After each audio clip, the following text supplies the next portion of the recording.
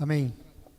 Queria meditar com você hoje sobre uma faceta, assim, da personalidade de um homem de Deus. Em Êxodo 3, nós vamos ler os primeiros 10 versos para você entrar comigo no que eu quero dizer e meditar. Os primeiros 10 versículos apresentam um momento conhecido de todos nós, um momento bem já de posse de todo o povo de Deus. Êxodo 3, de 1 a 10. Para que você compreenda bem aqui o que esse testemunho tem a nos dizer, em nome de Jesus. Amém? Êxodo 3, verso 1 diz assim, irmãos: pastoreava Moisés o rebanho do seu sogro Jetro, que era sacerdote de Midian. Um dia, Moisés levou o rebanho para o outro lado do deserto e chegou a Horebe, o monte de Deus. Ali o anjo do Senhor lhe apareceu numa chama de fogo que saía do meio de uma sarça. Moisés viu que, embora a sarça estivesse em chamas, essa não era consumida pelo fogo. Que impressionante, pensou, por que a sarça não se queima? Vou ver isso de perto.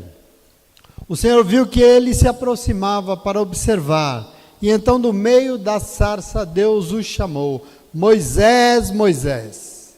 Eis-me aqui, respondeu ele. Então disse Deus: não se aproxime. Tire a sandália dos teus pés, pois o lugar que você está é terra santa. Disse ainda: eu sou o Deus de seu pai, o Deus de Abraão, o Deus de Isaque e o Deus de Jacó. Então Moisés cobriu o rosto, pois teve medo de olhar para Deus. E disse o Senhor: de fato tenho visto a opressão sobre o meu povo no Egito, e tenho escutado o seu clamor por causa dos seus feitores, e sei o quanto eles estão sofrendo. Por isso desci para livrá-lo das mãos dos egípcios e tirá-los daqui para uma terra boa e vasta, onde manam leite e mel, a terra dos cananeus, dos hititas, dos amorreus, ferezeus, heveus e jebuseus. Pois agora o clamor dos israelitas chegou a mim, e tenho visto como os egípcios os oprimem. Portanto, vá, agora eu o envio ao faraó para tirar do Egito o meu povo, os israelitas. Amém? Vamos pensar aqui um pouco nesse momento conhecido. Vou ler com você aqui, se você quiser deixar aberto aí. Vamos continuar lendo um pouco do capítulo 3, porque esse momento já famoso da palavra de Deus sobre a história dos israelitas que viviam escravizados no Egito, né? A gente sabe disso bastante. É aqui o momento em que o Senhor, e nós já falamos disso também, se levanta do seu trono e vem visitá-los, né? Eles clamaram, eles suplicaram, e o Senhor vem para libertá-los. E como sempre eu digo, para fazer o que é necessário fazer aqui na terra, independente do que seja, Deus escolheu por sua própria vontade usar pessoas, né? Como é que Deus age na terra? Através das pessoas. Você precisa entender, no mundo da matéria, nós vivemos nele, sim ou não? O Deus que é Espírito faz a obra usando pessoas como eu e você. É assim que a obra de Deus é assim que o reino de Deus é implantado na terra, pelas mãos de pessoas. No caso deste momento aqui, Deus escolheu um famoso sujeito chamado Moisés, né? E como nós sabemos, Moisés, rapidamente, nasceu no Egito, você sabe, lá ele era da família de um dos israelitas que morava ali, mas ele acabou sendo criado pela filha do faraó no palácio. Entretanto, certo dia, depois de grande, Moisés acabou matando um soldado egípcio que estava espancando um israelita, né, um hebreu. E aí ele, por ter feito isso, teve que fugir da corte do faraó. E ele fugiu e acabou num lugar chamado Midian. Essa história breve de Moisés. Chegando lá, ele, sortudo, achou graças em uma mulher chamada Zípora, que era filha de Jetro, que era sacerdote de Midian, deste lugar. E ali ele passou a morar. E ele trabalhava pastoreando as ovelhas do seu sogro Jetro. E lemos aqui, então, para chegar onde nós lemos, isso no capítulo 1 e 2, que ele está exatamente neste lugar, exatamente aí. Ele está no deserto, pastoreando as ovelhas do seu sogro, quando chega alguém para visitá-lo, né? Chega um visitante. O Senhor se manifesta na vida de Moisés, através de uma sarça ardente, um arbusto pegando fogo. E Moisés ficou encantado, porque o arbusto estava pegando fogo, mas não se consumia. E aí o Senhor chega nele e dá a ele uma missão, chama ele para algo, diz que ele vai ser usado, Deus quer usar a vida dele para libertar o seu povo da escravidão do Egito. Veja, esse é o plano soberano de Deus. Entretanto, muitos enfrentamentos existiam para esse plano se concretizar. E o primeiro enfrentamento, aliás, um grande, enorme, se chamava Moisés. Como assim, pastor? Moisés era um enfrentamento? Sim. Sabe por quê? Porque a Bíblia revela uma faceta da personalidade de Moisés que as pessoas pouco dizem. Afinal, ele se tornou o grande Moisés, né? O maior profeta da história dos israelenses, dos judeus, chamado Moisés. Entretanto, diante do chamado de Deus, para ele ser uma ferramenta de libertação, aliás, o mesmo chamado de Maria, por exemplo, né, que nós vimos no domingo passado, no outro, Moisés não foi tão decidido quanto ela. Sabe por quê? Porque Moisés tinha um probleminha enorme de autoestima. Eu vou te mostrar isso hoje. Aliás, não de autoestima, mas o seu problema era de baixa autoestima. E você vai dizer comigo, Deus queria usar a vida de Moisés, mas ele relutou muito porque ele se sentia incapaz. Veja, para você entender o que eu quero dizer, a resposta que ele dá a isso que Deus anunciou. 3:10, o Senhor diz a ele o quê? Vá, pois, agora, Moisés, eu envio você para o faraó, para tirar do Egito o meu povo, os israelitas. Verso 11 diz que Moisés, porém, respondeu a Deus, quem sou eu para apresentar-me ao faraó e tirar os israelitas do Egito?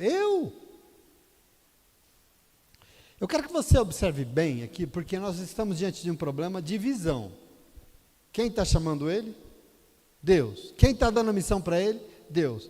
Agora, Deus está vendo Moisés com os seus olhos santos, com os seus olhos maravilhosos, e por isso está confiando a ele uma grande missão. Mas a visão que Moisés tinha de si mesmo era só a pior. Aliás, já chamo a tua atenção para o quanto isso diz respeito a todos nós, né? E eu quero que você tome posse disso, porque às vezes, aliás, só às vezes, não é sempre não, só às vezes, lógico, na igreja, Deus, querido, nos chama, e Ele quer usar a vida de tanta gente para fazer tanta coisa boa. Mas tem gente que se avalia como o pior dos piores, o incapaz, e por isso se enche de discursos, se enche de desculpas para não se envolver com a missão que Deus está dando. Aqui está a questão de hoje. Seria importante a gente ficar bem atento aqui nessa leitura que nós vamos fazer, porque essa cena aqui diz respeito muito a nós mesmos. E é algo que talvez seja um empecilho diante de Deus, porque nós estamos sendo ministrados hoje a respeito da imagem que nós fazemos de nós mesmos. Aqui é um tete-a-tete de espelho hoje. A imagem que nós fazemos de nós mesmos. A palavra estima tem a ver com afeição. Estima é afeto, é apreço, é consideração. Por isso, quando você tem estima por alguém, significa que você tem consideração por esse alguém. Você tem afeição, você tem afeto por aquele alguém. Isso é estimá-lo. E autoestima significa o quê? Autoestima significa a afeição, a consideração, a apreço que você tem por você mesmo. Certo? Está entendendo isso? E baixa autoestima significa o quê? Baixa autoestima é uma pessoa que tem uma consideração, aliás, não tem uma consideração por si mesmo, não tem afeição por si mesmo, ou seja, é uma pessoa que tem a respeito de si mesmo uma imagem desvalorizada, uma imagem negativa a respeito dela mesma. Aqui eu estou falando de baixa autoestima, ok? Está claro isso? Isso é importante. Os misericordiosos olhos de Deus, aqueles que não nos medem pelo aquilo, da mesma forma que nós nos medimos, escolheram Moisés para ser o profeta, o grande homem que libertaria o seu povo e conduziria o povo rumo às promessas que Deus fez lá atrás para os seus antepassados. Mas Moisés não se sentia capaz. E aí a primeira resposta diante da missão e do desafio é: quem sou eu para enfrentar Faraó? Quem sou eu para libertar aquele povo todo? E aí no verso 12, Deus diz, então é o seguinte, eu estarei com você. Né? Eu não consigo, eu estarei com você. E eu vou te provar, porque Deus diz, e essa é a prova que sou eu quem te envia. quando você tirar o povo do Egito, vocês prestarão culto a Deus neste monte que você está aqui, no Monte Horebe. Veja, se você não crê em você, tudo bem, sem problemas. Eu serei contigo então. E só para te provar que serei eu, o povo vai ser liberto sim, e vocês sairão de lá e prestarão culto a mim neste monte aqui que você está. Tá bom assim, Moisés? Combinado entre nós? E aí Moisés, mas qual que é o seu nome? Verso 13. Quando eu chegar diante dos israelitas e lhes disser, o Deus dos seus antepassados me enviou a vocês, e eles me perguntarem, qual é o nome dele? O que eu digo? Qual que é o seu nome? Moisés, eu sou o que eu sou, diz o Senhor. Diga que eu serei com eles. Diga assim, o Deus que é conosco me enviou aqui com vocês. O Deus que ouviu o seu clamor, o Deus que nunca nos abandona, porque sempre é conosco, me enviou aqui. Reúna o povo e diga assim para eles, o Senhor, o Deus dos seus antepassados, apareceu a mim e disse, eu virei em auxílio de vocês, pois eu vi o que lhes tem sido feito no Egito. Diga isso para eles. Pode confiar, porque eu sou é com vocês. É aqui que a gente fala do grande eu sou. Eu vou cumprir o que eu prometi aos seus antepassados, e eu sei que não vai ser uma tarefa pequena, é uma tarefa grande. No entanto, Moisés, pode ir, porque eu vou te ajudar. Eu vou fazer coisas, eu vou ferir os egípcios, para que eles soltem vocês. E eu vou ainda fazer que o povo egípcio tenha boa vontade com vocês, e o povo, vocês vão sair, e vão sair de lá abençoados, porque eles ainda vão dar coisas para vocês. Pode ser assim, Moisés? Nós vamos junto, topa comigo? E Moisés, mas se eles não acreditarem em mim? Bom, para responder, se você quiser acompanhando aí comigo, eu estou no capítulo 4 já. Para responder, Deus faz milagres. Moisés tinha um cajado de madeira na mão, e Deus fala, joga no chão, se transforma numa cobra. Deus faz milagre. Deus fala, pega a tua mão e encosta no teu peito. De repente a mão dele fica leprosa, coloca de novo, ele encosta de novo, ela fica limpinha novamente. Faça esses milagres que eles vão acreditar em você. Agora, se mesmo assim eles não acreditarem, faça assim, vai no rio Nilo, pega um pouco de água, joga na terra seca, que ela vai se transformar em sangue na hora. Para convencer o povo, pode ser, não se preocupe, pode dizer ao povo que eu serei com vocês, eu vou te ajudar, ok?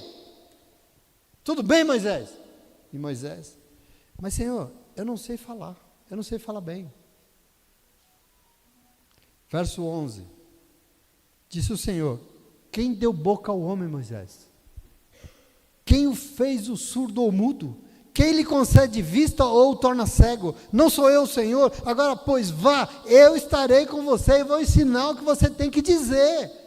Você topa assim, Moisés?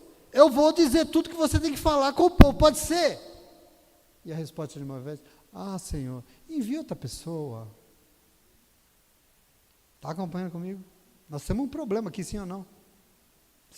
Diante de Deus. Queridos, no verso 13, do capítulo 4, o Senhor se irou com Moisés. Ele conseguiu deixar o Senhor irritado, porque a insegurança e a falta de valor próprio dele era tão grande, a ponto dele conseguir fazer o que Deus nunca fazer com Deus, fica como irado, Deus nunca ficou. O Senhor desistiu dele? Não. O Senhor desiste de você? Não, nunca. Quando nós teimamos em falar que nós não conseguimos, ele não desiste, então tá bom. E aí Deus falou, por acaso você não tem um irmão que é levita? Aquele cara canta bem, ele fala bem pra caramba, ele é levita. Tenho, então, ele já está vindo para cá. Eu já mandei, e ele vai ficar com você. Aliás, ele está vindo para cá, e diferente de você, ele vai ficar feliz em te ver, Moisés. Diferente de você, ao contrário, ele gosta da sua pessoa. E ele vai vir, e ele vai falar no seu lugar. Pode ser assim? Você manda e ele fala por você. Ele vai ser o seu porta-voz, já que é tanto problema assim. Pode ser, Moisés. Benção para você. Bom, aí Moisés olhou, parou, pensou, e acabaram as desculpas. Não tinha mais o que falar. E aí ele vai até o seu sogro e fala, eu preciso voltar para o Egito. Eu quero que você se debruce aqui comigo. Nós estamos lendo esse momento, e você aqui agora, você acabou de ouvir tudo isso a respeito de Moisés, das suas atitudes, e confessa, você ficou indignado com ele, sim ou não? A gente chega a ficar indignado com Moisés, mas na verdade, queridos, nós temos que admitir, em quantos momentos nós não ficamos assim, atacamos de Moisés? Sim ou não? Deus fala conosco, Deus pede algo, Deus nos ajuda a viver, Deus tenta nos dar força, Deus dá provas que Ele é conosco o tempo todo, e a gente faz o quê? Fica dando desculpa para não fazer o que o Senhor está pedindo, mostrando que vai ser difícil, que nós não somos capazes, tudo porque nós estamos presos ao quê? A uma imagem negativa que nós fazemos de nós mesmos. Entende aqui o problema? Eu quero que você entenda como isso é um empecilho, nós temos que pensar nisso, nós somos povo de Deus, e tem um Deus aqui falando conosco dia após dia, nos chamando para algo, dizendo, eu vou visitar vocês, e coisas grandes vão acontecer, e essas coisas grandes precisam acontecer, porque é Deus que está chamando. Nós ficamos dizendo que a gente não pode, que a gente não consegue, que a gente é inútil, e nessa hora, sabe o que é preciso, sabe o que é necessário? Presta atenção, nós temos que ouvir a voz de Deus, porque Deus está perguntando, e Deus estava com isso no coração, falando com Moisés, e a pergunta é, quem é que vai fazer? Quem é que está te chamando? Quem é que está pedindo? Quem é que está te enviando? Quem é que vai fazer o que eu estou mandando você fazer? É você? Moisés conseguiu o inconseguível, não existe essa palavra, né? Ele conseguiu irritar o Senhor. Aliás, fico pensando, será que a gente também não consegue? Por isso é que o meu conselho é, a gente precisa tomar cuidado, porque às vezes a gente fica tão chato, a gente fica no estado, nós nos enxergamos tão mal, a gente se avalia tão negativamente, e a gente desenvolve um olhar tão crítico sobre tudo e todo mundo, que a gente dá uma sumida no Moisés aqui, sabe? A gente fica muito crica. Lógico que, humildemente, nós temos que saber admitir que sozinhos nós não somos nada, sozinhos a gente não consegue nada, mas é fundamental, querido, porque isso é uma verdade, nunca nós podemos perder de vista quem é que está nos chamando, quem é o Deus que nos salvou, que nos chamou, porque é nele que nós temos que crer e não em nós mesmos. Entende isso? É claro isso.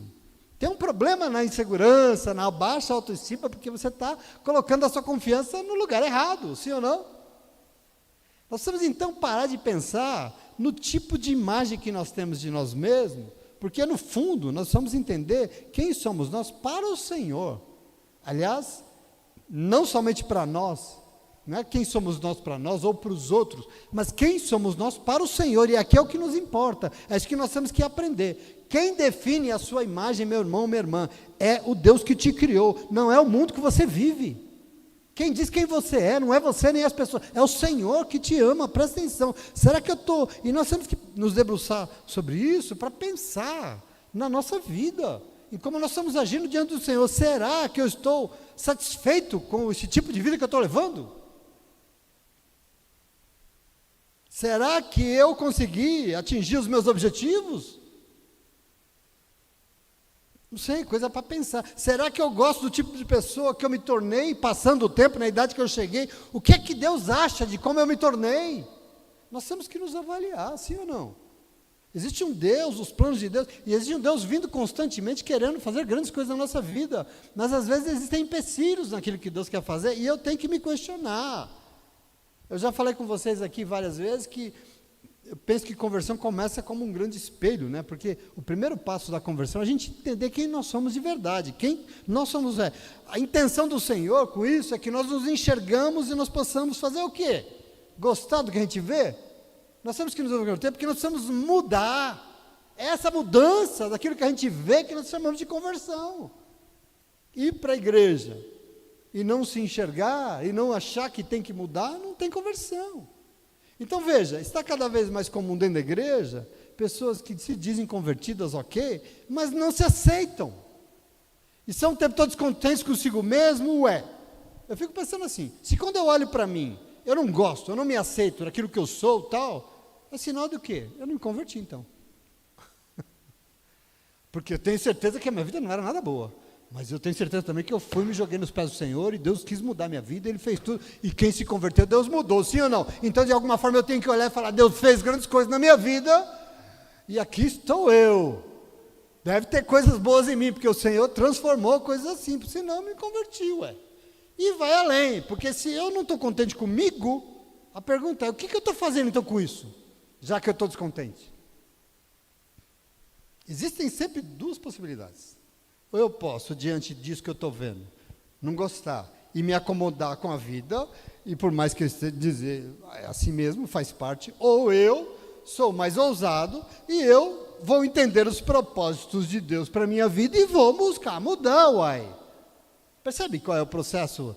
O problema de Moisés, que graças a Deus mudou, passou por uma conversão, porque sofria disso que aflige todos nós. Então veja, independente da nossa escolha, ou acomodar ou procurar Deus para mudar, é muito importante que a gente reflita sobre a nossa vida, sobre como nós estamos conduzindo as coisas. É fundamental para a qualidade da tua vida, sobretudo a tua vida com Deus. Tudo que Deus faz é sempre bom. Deus não erra. Você sabe disso? Deus não escolhe errado. Você pode olhar para essas frases de Moisés e falar, Deus está errando, que esse cara não é possível, né? Deus não escolhe errado. Aliás, na criação, diz que Deus fazia tudo e falava, é bom, mas quando ele fez a raça humana, a humanidade, ele diz, não, agora ficou muito bom. Sim ou não? Ficou muito bom.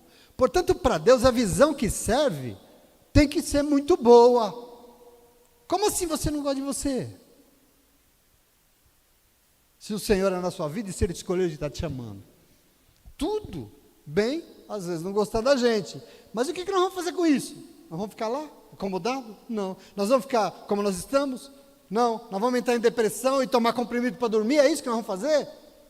Meu irmão, minha irmã, você é obra e criação das mãos de Deus. E por isso, nós vamos falar sobre esse problema dessa baixa autoestima, porque isso não revela Deus na tua vida. Você entende isso, sim ou não? Isso não mostra o Senhor de jeito nenhum. Nem que nós somos servos e servas de Deus. No mundo que nós vivemos é normal. E nós acabamos nos acostumando, e é normal talvez aceitar viver aquém das nossas capacidades, né? As pessoas por aí estão, como resultado, as pessoas vivem, mas não desfrutam da vida. A pessoa trabalha, mas ela não gosta do que ela faz, ela odeia o que ela faz. A pessoa casa, mas é infeliz no casamento. A pessoa estuda porque é obrigado, porque não tem prazer nenhum no estudo. A pessoa olha no espelho e não gosta do que vê. Isso é coisa comum do mundo. A pessoa convive 24 horas do dia com ela mesma. Ela tem que se ver 24 horas por dia. Se tiver bastante sorte, dorme da sonha com ela mesma. E mesmo assim, ela não aprende a gostar dela. Ela não aprende a se amar. E aí eu falo, meu Deus.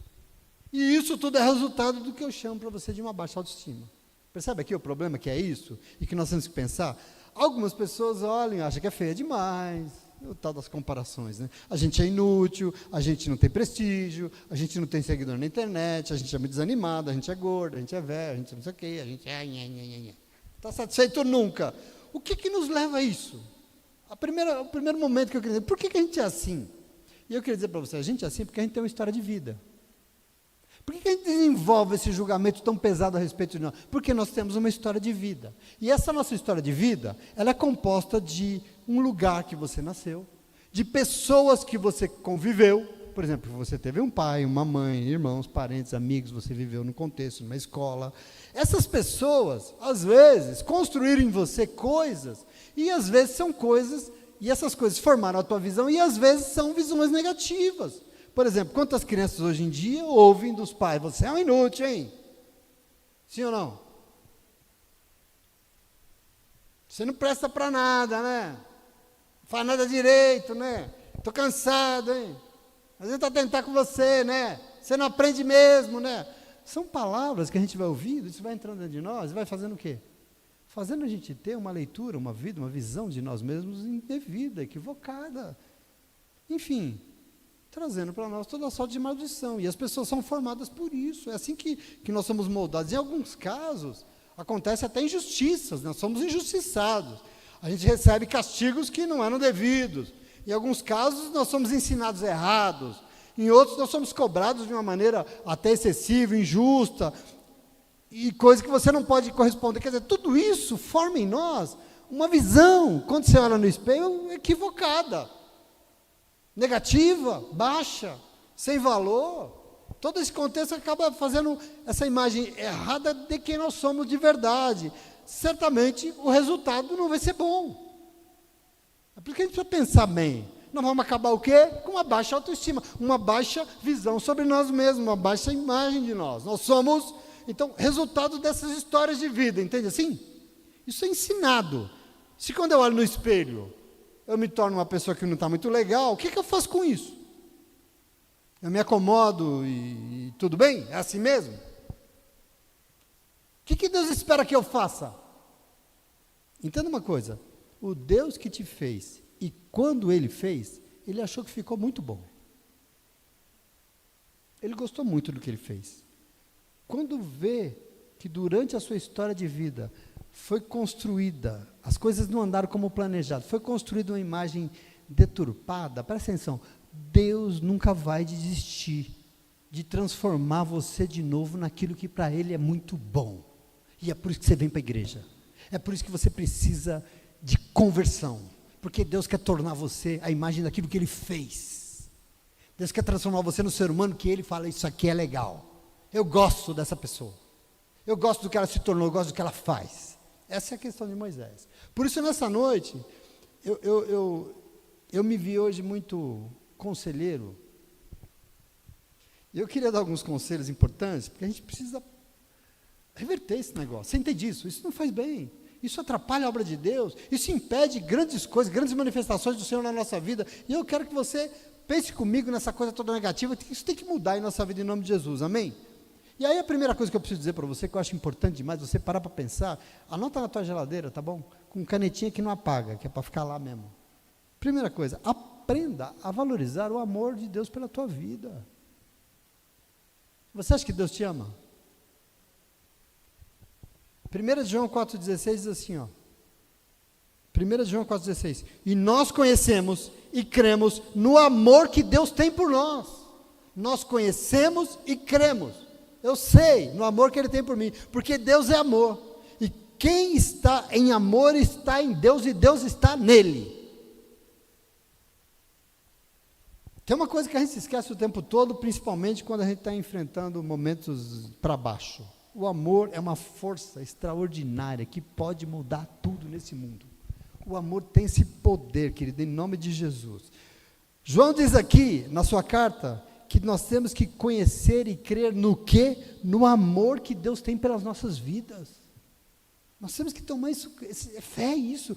Você crê que Deus te ama de verdade? Você crê nisso? Você quer que o Senhor te ama de uma forma a sempre te valorizar? Pensa aí se a forma como você está vivendo e pensando a respeito de você reflete essa fé que nós temos.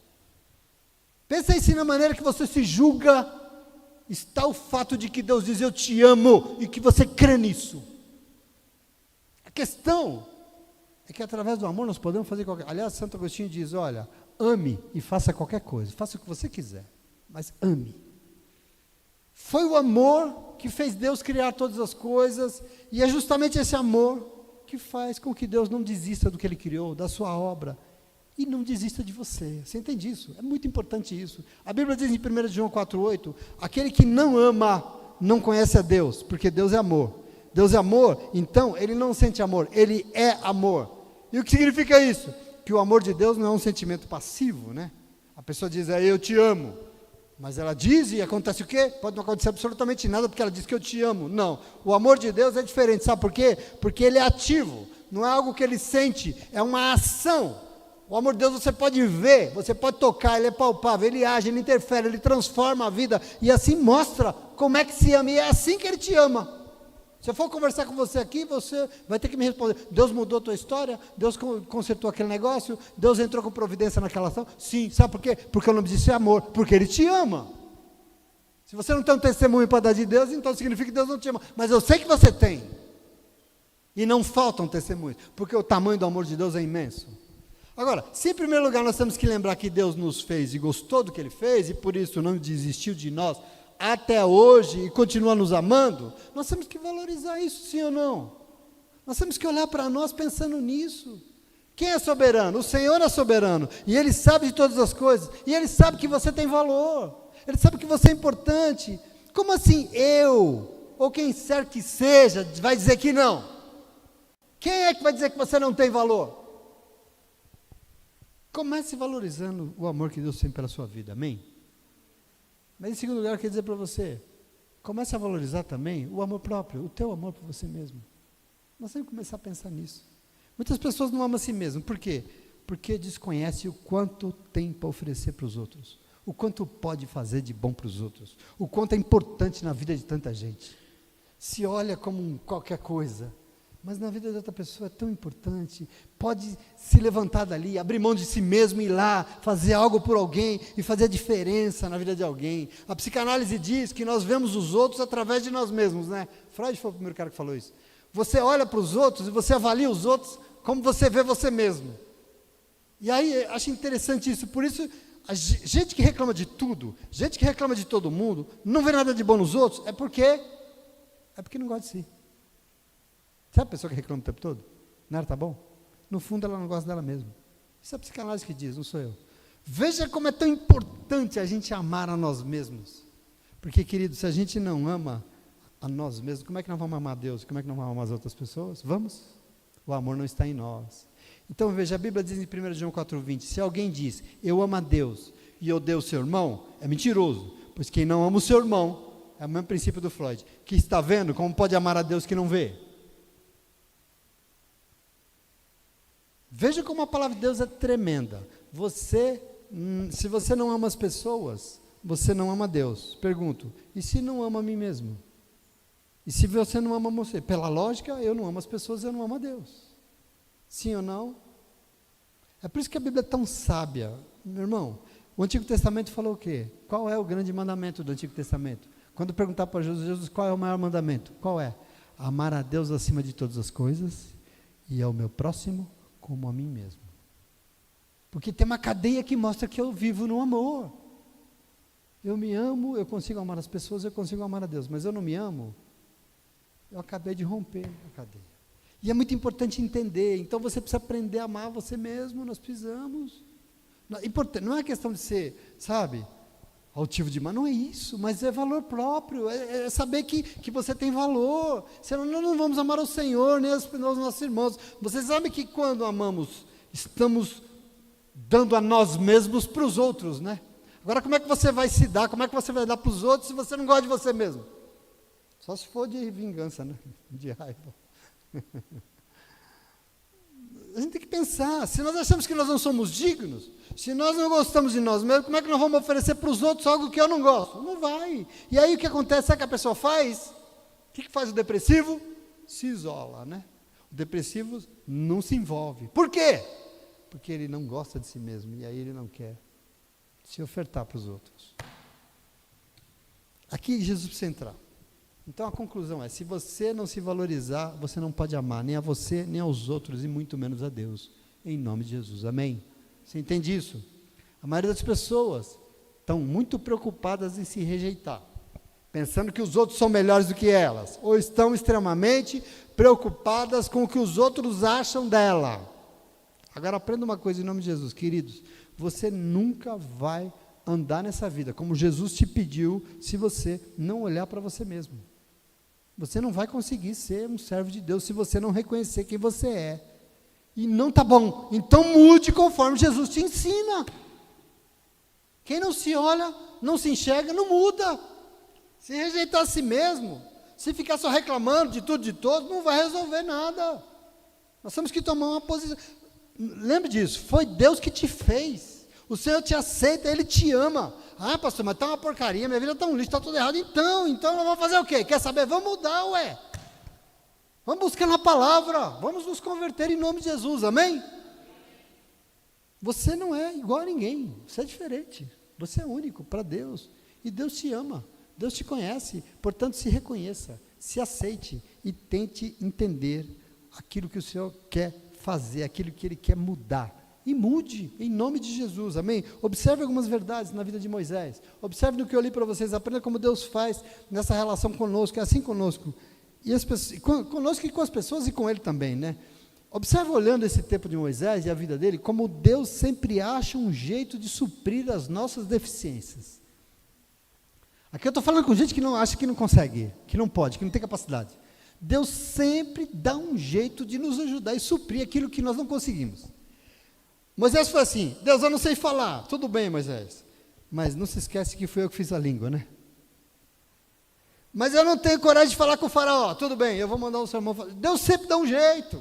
Deus sempre consegue. Presta atenção, diante dos momentos em que você se sente impotente, incapacitado para uma tarefa, lembra, se Deus te mandou fazer algo, Ele vai suprir todas as tuas deficiências, as suas necessidades, e sobretudo entenda mais, não é você que vai fazer sozinho em nome de Jesus. Você é crente? Tem crente aqui nessa noite? Se esconderam ali os crentes. Tem crente? Crente tem essa convicção no seu coração, eu vou fazer, mas não sozinho, querido, em nome de Jesus. Por isso que Paulo diz, 1 Coríntios 10, 13, não veio sobre vocês tentação, senão humana, mas fiel é Deus, que não vos deixará ser tentados acima do que vocês podem. Antes, com a tentação, dará também o escape.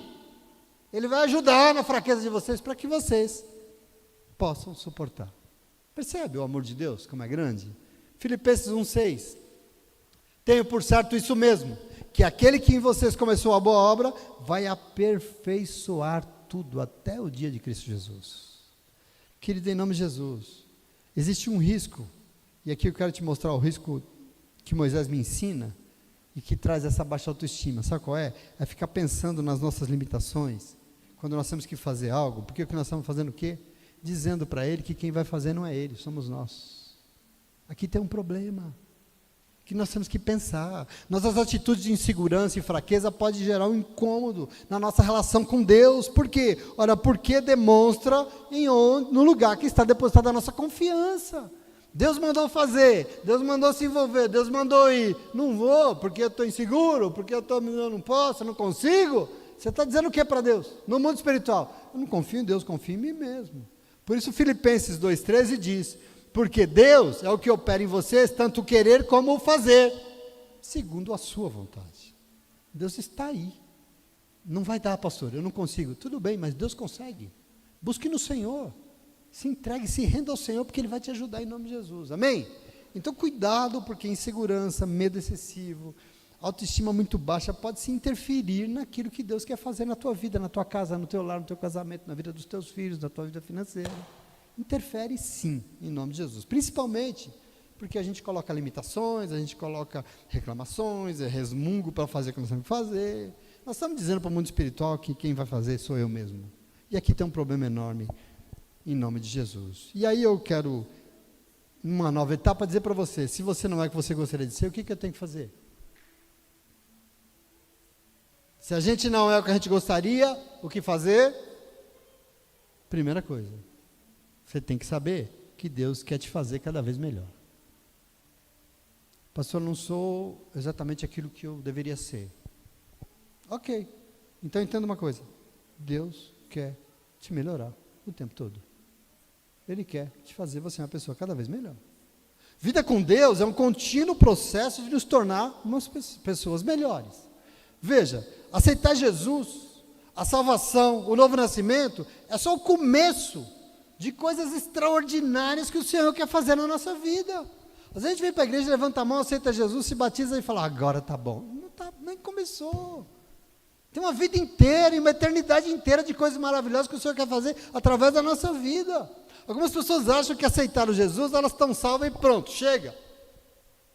Nós já estamos vivendo o melhor de Deus. Que coitado, nem imagino o que Deus pode fazer. Isso não é verdade, eu quero que você tome posse disso. Depois que nós aceitamos nos render, nós temos que aprender algo de Deus, nós temos que crescer diariamente, para nos tornar cada vez mais e mais aquilo que o Senhor quer que nós sejamos. É por isso que a gente tem que vir na igreja toda semana, a gente tem que orar, a gente tem que ouvir palavra, a gente tem que ouvir estudo, a gente precisa, porque Deus quer nos aprimorar, Deus quer nos usar, e Ele não usa sem antes tratar. A vida cristã é um processo. Eu gosto que a Bíblia diz que o cristianismo não existia. Antes de existir o cristianismo, Jesus era um caminho, né? Caminho é algo que você o tempo todo caminha, sim ou não? Por isso que Ele diz, eu sou o caminho. Eu sou o princípio e o fim, então eu sou algo que você começa hoje e vai até o fim. Não é um negócio estanque, não é um dia na sua vida. Os apóstolos foram chamados, mas veja, de cara se tornaram apóstolo, não. Depois de 3 anos e meio de uma convivência, de ensino, de 24 horas diárias, de dia e de noite, de aula ininterrupta, e ainda, no final, ainda não se tornaram aquilo que Jesus queria, não se tornaram pescadores de homens como Jesus queria. Aliás, a psicologia diz que nós todos somos caricaturas daquilo que nós deveríamos ser. Porque o ser humano nasce novinho e ele não é nada, ele não sabe nada, ele não entende nada, ele não consegue nada. E ele vai melhorando, crescendo, aprimorando. Então nós não somos o que nós deveríamos ser. Nós podemos ser muito melhor, muito mais, e Deus sabe disso. Ele nos fez com essa capacidade. Por isso que Ele quer nos melhorar o tempo todo, em nome de Jesus. Nós vivemos aquém das nossas reais possibilidades. Nós temos muita capacidade, meu irmão. Nós temos muito potencial, meu irmão. Nós temos que tomar posse disso. Por isso Deus age em nossa vida nesse contínuo processo de melhoramento. Nós temos que saber disso, em nome de Jesus. É isso que nós temos que fazer. Segunda coisa, uma coisa que você precisa fazer. Não está bom, pastor. Minha vida não está boa. Então, acredite que quem está fazendo e movendo tudo é o Senhor na tua vida, não é você. Porque tem gente que acha que está fazendo porque está fazendo. Mas quem faz é Deus, irmãos. Entenda isso. Para melhorar essa avaliação negativa que nós fazemos de nós mesmos, nós precisamos, em segundo lugar, acreditar. Nós precisamos ter fé. Nós precisamos nos achegar a Deus e crer naquilo que Ele tem prometido a nosso respeito. Nós precisamos fazer isso. Nós precisamos aprender a ter fé. Porque fé é a fonte da nossa esperança. Porque sem esperança, ninguém vive nesse mundo decentemente. Não se vive. A fé é aquilo que diz que vai dar certo, sim ou não? A fé é aquilo que sabe que vai acontecer o melhor. A fé é aquilo que não é porque você é o cara, não. É porque nós sabemos e nós cremos que quem está prometendo e quem está fazendo é Deus, é o Senhor. Isso é fé. É por isso que nós cremos. A fé nos faz seguir em frente, independente das derrotas, porque ela é a fé que nos faz nos levantar e saber que é Deus na nossa vida e ela vai nos curar, o nosso físico, o nosso espiritual, a nossa mente, e a fé vai nos fazer seguir sempre em frente. Amém? Acabei de ler ali um testemunho do João Carlos Martins. É uma história de vida impressionante desse homem, porque ele já passou por tudo quanto é desgraça, e ele se supera, e hoje ele está de pé, paralisia dos seus braços, pianista, e hoje está tocando piano com a luva. Não dá para tocar piano direito, vou virar uma nunca. E ele falou assim, o segredo, sabe qual é? Qual? Nunca desistir. E quem tem fé, quem tem o Senhor, não desiste nunca, porque sabe que é Deus e não é Ele, em nome de Jesus. Amém? Mais uma coisinha. Está ruim? Não está bom? Aprenda a escolher os objetivos certos, corretos. Às vezes a gente escolhe umas coisas na nossa vida, meu irmão. Se a gente não tem um alvo certo para prosseguir, quem começa uma viagem sabendo para onde vai chegar lá. Sim ou não? Eu sei o caminho, César. Eu quero ir para a cidade de Itu. Então eu sei que eu vou pegar essa rua, essa, eu sei que eu vou para Itu, e eu vou chegar lá e vai ser fácil. Agora, quem não sabe para onde vai, nem por onde vai, nem como, nem o caminho, vai, chega, pode ser, mas vai ser duro, não vai? Vai ser difícil, sim ou não? Então, presta atenção, nós temos que tomar os objetivos corretos, estabelecer o objetivo correto. Não dá para ficar buscando o vento. Não vai para buscar o que não vai alcançar. Eu quero, querido, nós temos que ter objetivos realistas. A sua vida é resultado das experiências que você viveu no passado, logo, aquilo que você quer buscar hoje com fé, dirão quem você vai ser amanhã. Nós temos que saber estabelecer objetivo na nossa vida. Então você está lá, sei lá, pode até, né? Estou trabalhando onde eu estou, você é dono da empresa, você é presidente da república, tudo bem, pode. Mas a gente precisa ser realista, o objetivo correto é fundamental. Quem vive sem objetivo, vive morto, né? Mas também estabelecer objetivo que, né? Então, precisamos ter isso claro. Nós traçamos objetivos na vida, nós queremos melhorar na vida, amém. Então, Deus espera que a gente aprenda a tê-los. Nós temos que ter planos maiores, objetivos mais dignos, sim, de vida. Bote nos pés do Senhor, bote no seu coração, deixe a palavra falar com você, estabeleça o objetivo correto. E em último lugar, mantenha a direção certa. Se o teu objetivo é correto, vá na direção dele. Não está bom, deu tudo errado, eu estou fraco, eu estou dizendo. Então, estabeleça um objetivo e vá lá, vá. Não é porque tem gente que é assim, eu preciso mudar de vida. Então, querido, vamos ali na igreja que Deus vai falar com você. Vem na igreja, vou uma palavra, eu preciso. Mas aí, vai para outro canto. Nós temos que manter a direção correta, sim ou não? Depois que escolheu, é importante manter no alvo. A pessoa sabe para onde está indo. Quem sabe para onde está indo erra menos, sim ou não? Sofre menos. Chega mais fácil. Um caminho que a gente não sabe, uma direção que você não sabe, não erra demais, demora demais, sofre muito. Assim somos nós. Então veja, nós temos uma tendência de escolher uns alvos, de ser influenciado por umas coisas na nossa vida que não nos melhoram. E aí a gente acaba assim. Qual que é o problema? Tento e não consigo. Quis aquilo, não deu certo. Fui ali, não deu errado. E aí chega uma hora que você começa a falar, eu sou um fracasso, sim ou não? Será que você é um fracasso ou você está estabelecendo objetivos errados? Será que você é um fracasso ou Deus te mostrou uma direção e você não quis ir? Você quis ir na outra? Não sei o que pensar em nome de Jesus. Filipenses 3,4. Prossigo para o alvo, a fim de ganhar o prêmio do chamado celestial de Deus em Cristo Jesus. Qual que é o teu alvo? O meu é Jesus. O teu é? Jesus. E eu não posso me desviar disso. Eu não posso me desviar dele, querido, porque em tudo eu tenho que olhar para mim. O que você quer na tua vida? Eu quero me tornar igual a Jesus. Eu preciso buscar na palavra de Deus. Eu preciso deixar Jesus falar comigo. Eu preciso ter Ele. Os nossos objetivos individuais estão aí. Nós temos planos, nós temos vontade, está tudo bem. Porém, nós queremos viver de forma plena. Nós temos que ter na nossa vida sonhos maiores, alvos maiores, para nos tornarmos. E para mim aqui não tem nada maior nesse mundo do que Jesus. Então, assim, o maior sonho da minha vida é querer ser parecido com Jesus cada vez mais em nome de Jesus. Amém? Por isso que Romanos 8,28 diz, todas as coisas cooperam para o bem daqueles que amam a Deus, dos que foram chamados segundo os seus propósitos. Veja, o que Deus espera com esse bem sobre nossas vidas, aí ele fala no versículo seguinte, verso 29, que diz que é para sermos conforme a imagem do seu Filho, Jesus. Todas as coisas cooperam para o bem daqueles que amam a Deus, que foram chamados segundo os seus propósitos. Que propósito? Ser conforme a imagem do seu Filho. Esse é o grande propósito. Entende isso? Sim ou não? Está claro? E eu finalizo, vocês já estão cansados, nós já estamos acabando. Você precisa entender, nós somos feitos à imagem e semelhança de Deus, queridos. Isso já nos indica que nós temos que aprender a nos valorizar, em nome de Jesus. Amém? Não aceite qualquer palavra contra você, não aceite qualquer... Não, por favor. Uma boa autoestima é importante para que Deus venha e abençoe a nossa vida e a gente possa tomar posse das bênçãos do Senhor. O Senhor, por amor, se deu naquela cruz do Calvário para perdoar os nossos pecados, para que sobre nós não houvesse nenhuma acusação, nenhuma culpa. Nós somos livres hoje porque Ele nos deu esse privilégio em nome de Jesus. Então não aceite, porque Ele fez tudo isso por você. Sabe por quê? Porque Ele te ama, para te valorizar, porque nós somos importantes para Ele. Então quer saber? Levanta a tua cabeça, querido, toma posse do que o Senhor está dizendo para você. Aprenda a fazer as coisas conforme a palavra tem te ensinado. Tome posse da palavra de Deus, por favor. Chega de resmungo dizendo que não vai dar certo. Sabe por quê? Senão não vai dar mesmo. É o hard e a hiena. Lip e a hiena. Ó Deus, ó céus, ó azar, ó maldição. Não vai mesmo.